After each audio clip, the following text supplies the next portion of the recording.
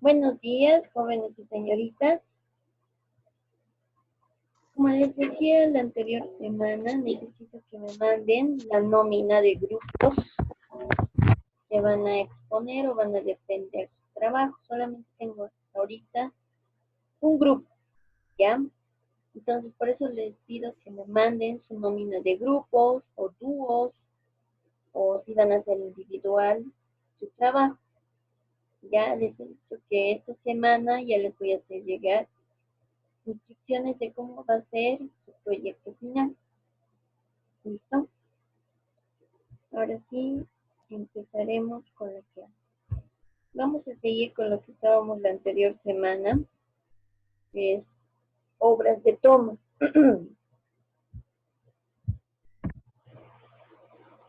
Tenemos entonces las obras de toma de derivación directa.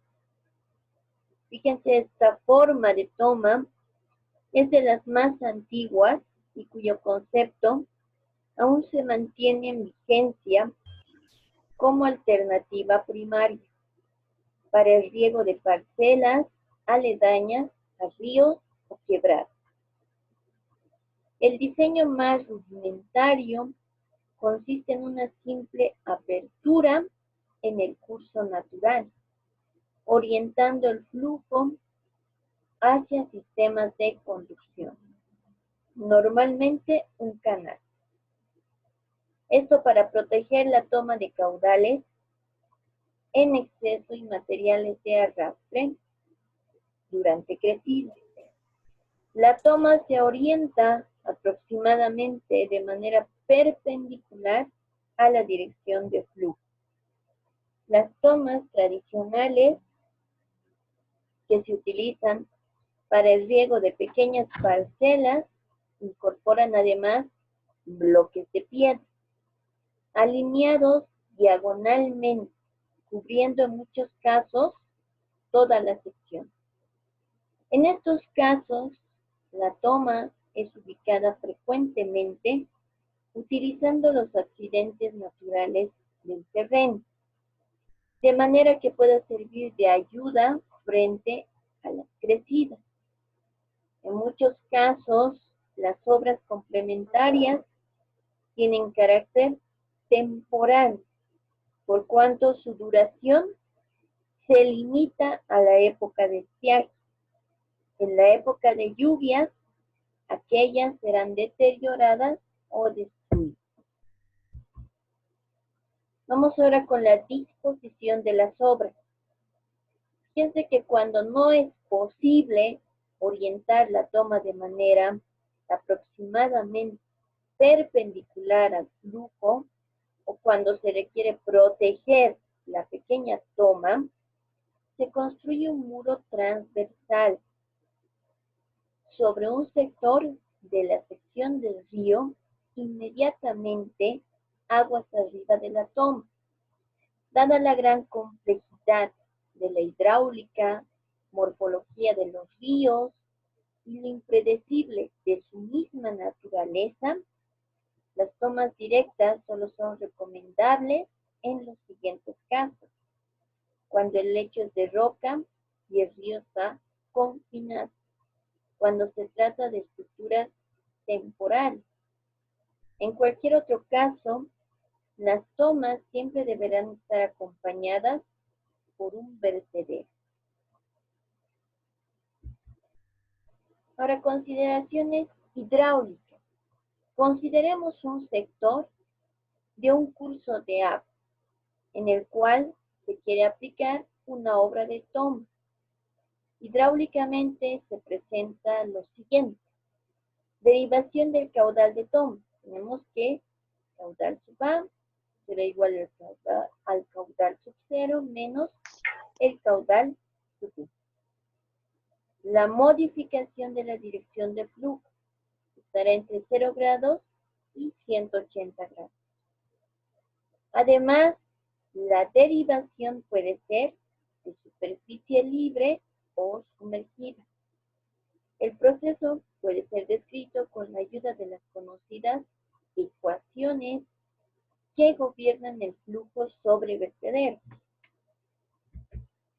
¿Ya? Ahí tenemos el esquema de una toma superficial directa con sus caudales y la captación y la toma de o a superficie. Ya igualmente tenemos los caudales, la captación y un esquema de sección. Para una toma sumergida, fíjense, la capacidad de captación se calcula con base a la siguiente ecuación, donde nos dice que caudal sub A será igual a K por mu sub D por alfa por B por 2 veces la gravedad por la altura. Entonces acá vemos el coeficiente de descarga mu sub D según Gentilini. ¿Listo? Coeficiente de descarga en función de la altura dividida entre A. ¿Ya?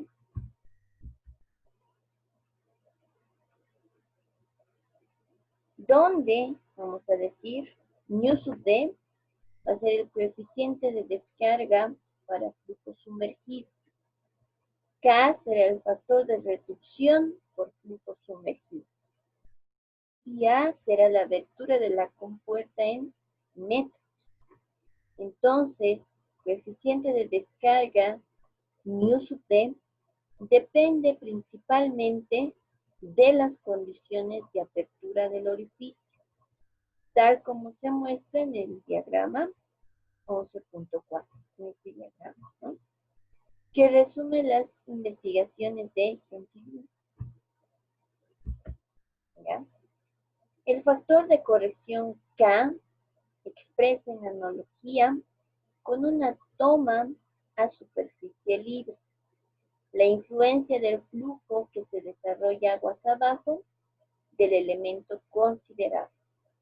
Entonces, para un flujo no sumergido, K toma el valor de 1. Consideraciones sobre el flujo secundario. Fíjense, el movimiento de sedimentos en la zona de influencia de la toma aún no está definido con claridad. Sin embargo, el comportamiento del material de arrastre juega un papel relevante en el éxito o el fracaso de una obra de toma en un río de montaña. La ubicación de la toma y su disposición en relación a la dirección de flujo será de verdadera influencia para el comportamiento del movimiento de los sedimentos. Habermas realizó investigaciones de las relaciones entre la derivación de caudales líquidos y sólidos con las formas de captación superficial. Este investigador comparó una gran cantidad de formas de río y obras de toma, demostrando la gran influencia entre las condiciones de movimiento de sedimentos y la ubicación de la toma. Entonces, con esto se iniciará el análisis considerando el caso de un curso natural en el que se aplica una derivación con un determinado ángulo respecto al eje del río. ¿Ya? Entonces, la derivación del caudal desarrolla un punto de remanso en el cual se presenta la separación del flujo en dos partes. Una parte con un caudal sub, cuyo movimiento sigue la trayectoria original, y una segunda con un caudal derivado, caudal sub A. A consecuencia de la separación del flujo y a partir del punto de remanso, se forma una línea frontera que cubre un sector en el que se presenta la separación de las líneas de escurrimiento. El punto de remanso abarca una zona que se desplaza hacia aguas arriba, disminuyendo gradualmente su influencia, formando de esta manera una línea frontera o plano frontera. Entonces ahí es que tenemos la orientación del flujo en una obra de toma superficial.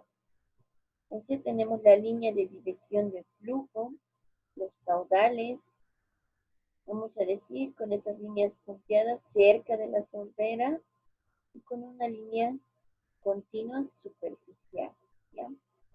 El punto de destacamiento, el punto secundario por efecto de la curva, la línea divisoria de flujo y el punto de destacamiento, ¿no? Ya. Ahora el caudal subú conlleva a una ampliación de la sección, generando como consecuencia un flujo secundario a manera de espiral desde la base hacia la superficie. De esta forma se produce dos flujos en espiral con gran turbulencia a lo largo de la línea frontera, en un primer caso conduciendo los sedimentos hacia el sistema de aducción, en proporción directa al caudal subano, y en segundo caso, alejando de la misma línea por el caudal subano. La magnitud de los volúmenes de sedimento en movimiento será función también de los valores que alcancen las velocidades de flujo que se desarrollen y por lo tanto de las consiguientes tensiones de corte. Entonces, por lo anteriormente indicado, es necesario considerar dos aspectos para reducir el ingreso del material al sistema de aducción. Y antes que sigamos, ahí va mi primera pregunta. ¿Qué es una aducción? ¿Qué es una aducción?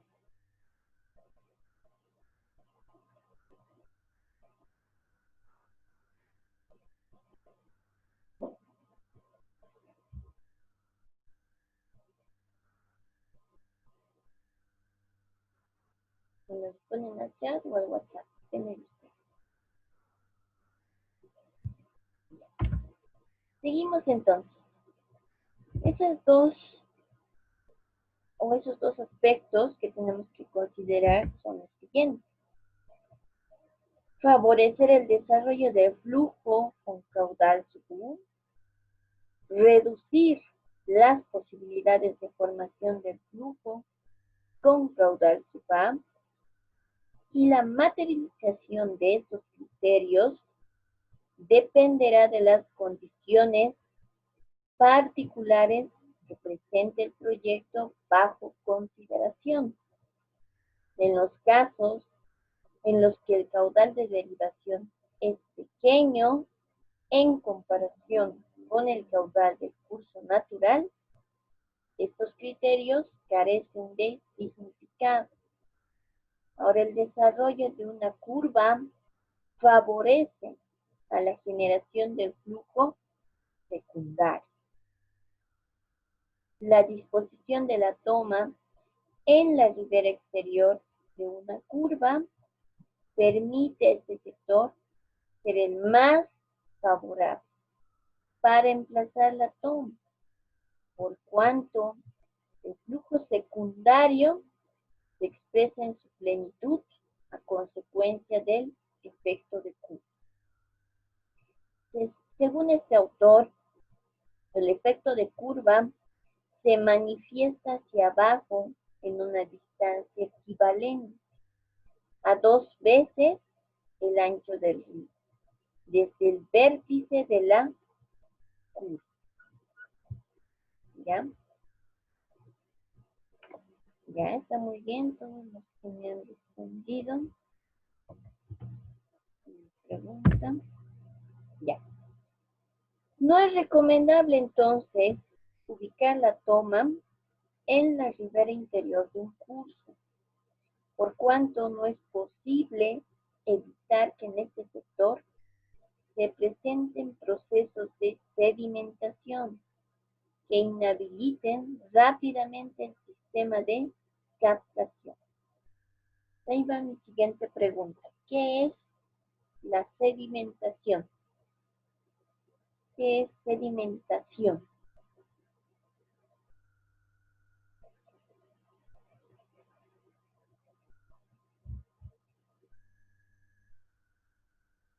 Ya, está muy bien. Marco, Fabián.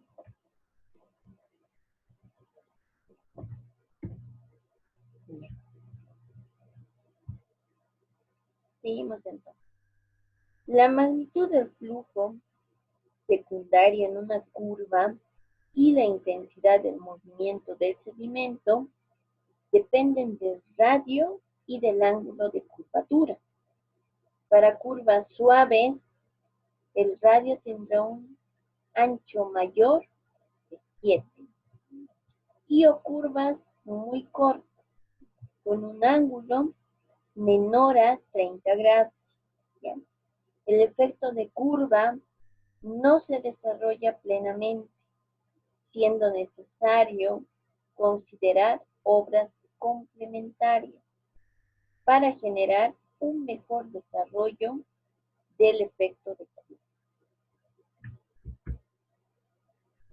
Ahora sí vámonos con un ejemplo de aplicación. Les voy a pedir que tomen mucha atención de este ejemplo, porque su práctica de hoy es el mismo ejemplo, solo con diferentes datos. ¿Ya? Entonces nos dicen, se intenta construir una toma hidroeléctrica para captar un caudal para generación eléctrica. El caudal a tomar es de 0.85 metros cúbicos por segundo. El río en el lugar de toma tiene un ancho de 8 metros y un tirante de estiaje de 0.5 metros. La toma tiene que asegurar el caudal en todo el año y las rejillas serán redondas con una distancia entre ellas de 2 centímetros y una separación entre ellas de 4 centímetros. Y ahí es donde sacamos nuestros primeros datos. Decimos caudal 0.85 metros cúbicos por segundo. Como es una rejilla redonda, decimos que nuestro mu va a ser 0.80, ancho de río 8 metros.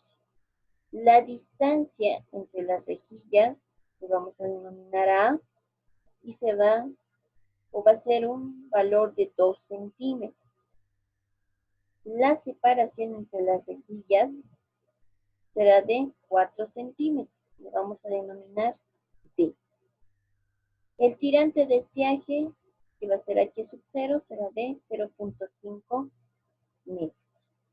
Entonces, el primer paso va a ser calcular las dimensiones de la cámara. Decimos que el caudal es igual a 2 tercios por C, por mu, por B, por L, por 2 veces la gravedad por la altura. Donde C será igual a 0.6, ya, de A sobre D, por el coseno de beta elevado a la media. La altura será igual a K, por la altura I, igual a 2 tercios de K por H sub B. Sustituyendo los valores en las dos ecuaciones y utilizando los valores del cuadro, tenemos lo siguiente. Por ejemplo, si A es 8 grados, nuestro coeficiente K va a ser 0.92. C será 0.29 o 0.296. La altura será de 0.309. Vamos a elegir el primer caso, donde A va a ser igual a 8 grados, C va a ser igual a 0.29 y la altura va a ser igual a 0.30. ¿Ya? Entonces, sustituyendo valores en la anterior ecuación, ¿no? Sabemos que el caudal vale 0.85 metros cúbicos segundo.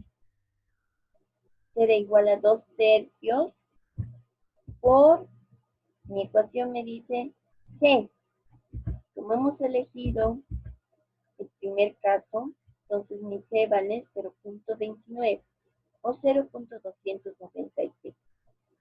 Por B, que no tengo de dato, por la longitud, que tampoco tengo de dato, 2 veces la gravedad y por la altura, que es 0.3, 0.309.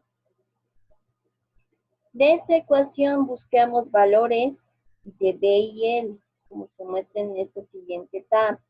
Entonces nos damos varios valores a B. Por ejemplo, 2, 4, 6, 8.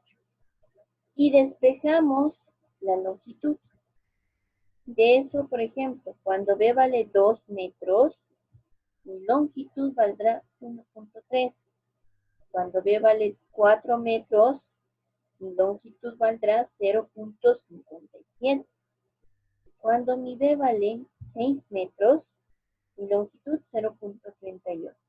Y por último, cuando mi B yo reemplazo que es 8 metros, mi longitud valdrá 0.28. ¿Ya? Entonces, tomo el valor medio. Me ha salido. Vamos a escoger este valor. Cuando B es igual a 4 metros, mi longitud me da un valor de 0.57 metros. Entonces, la longitud de construcción será igual a 1.2 por la longitud que hemos sacado. Entonces, reemplazando ese valor y haciendo operaciones, mi longitud de construcción será de 0.672.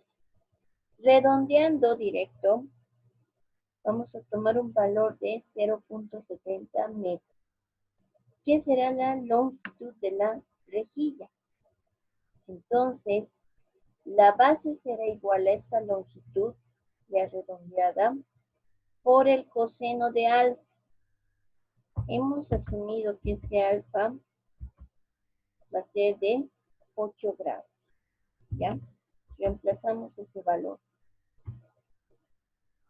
0.80 por el coseno de 8, que nos va a dar un valor de 0.69, redondeando a 0.70 metros.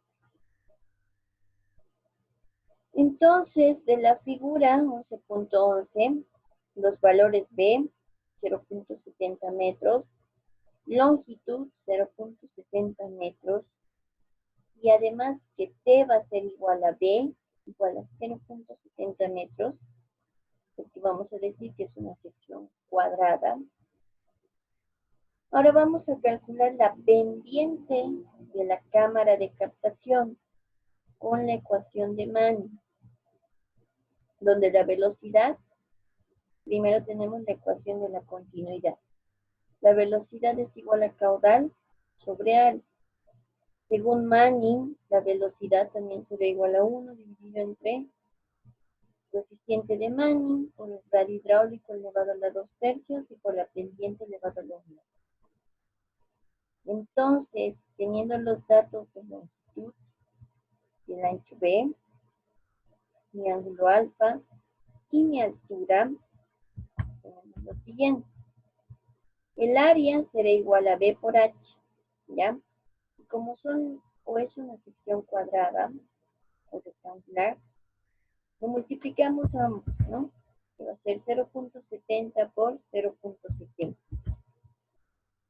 Dándome como resultado 0.49 metros cuadrados, ¿ya? El caudal será 0.85 metros cúbicos por segundo. El perímetro será igual a 0.7 por 2 más 0.7.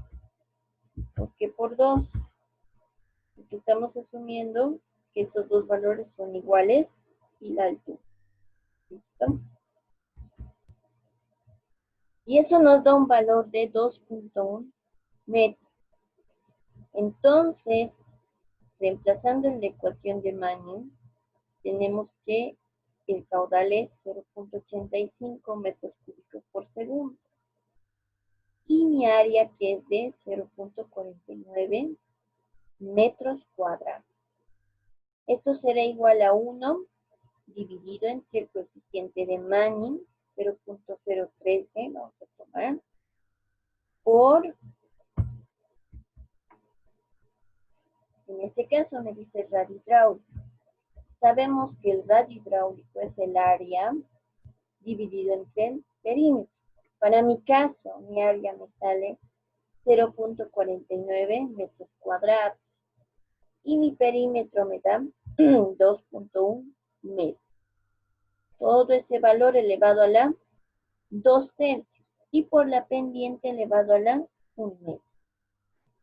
Haciendo cálculos y despejando la pendiente me da un valor de 0.0035, o lo que es lo mismo, 0.35%. Después de calcular la pendiente, nos vamos con el cálculo del diámetro de las partículas a retener por la rejilla, que será con la siguiente ecuación. 0.2 de b elevado a la 9 séptimos dividido entre q elevado a la 6 séptimos. ¿Listo? Donde decimos que q va a ser igual a b por h. Reemplazando los valores, sabemos que la velocidad, según la ecuación de continuidad, es igual a caudal dividido entre a, por esa altura. El caudal lo tenemos de edad, 0.85. El área lo hemos calculado, 0.49. Y la altura igualmente lo hemos calculado, que es de 0.70. ¿Ya? Después de haber reemplazado los valores, obtenemos un valor final que es de 1.21 metros cuadrados por segundo y por metro. Entonces, reemplazando en esta ecuación de acá, decimos que la pendiente es igual a 0.0035 por d elevado a la 9 séptimos por el valor de q, que es 1.21 elevado a la 6 séptimos, y haciendo cálculos despejamos d, donde d nos va a dar un valor de 0.05 metros. Entonces decimos que el diámetro mínimo que tiene la rejilla es de 0.05 metros, redondeando este valor. ¿Ya? Ahora sí nos daremos un descanso de 5 minutos y volvemos 10:48 para ir a la ronda de preguntas. ¿Listo? Vuelven a ingresar entonces, por favor.